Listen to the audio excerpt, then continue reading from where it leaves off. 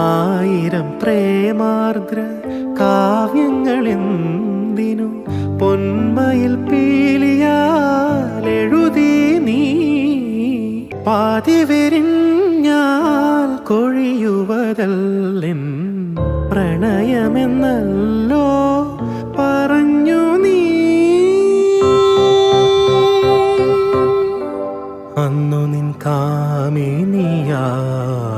ഞാൻ ഈശ്വരം കേട്ട നാൾ താനെ പാടിയൻ തമ്പുരു എൻ്റെ കിനാ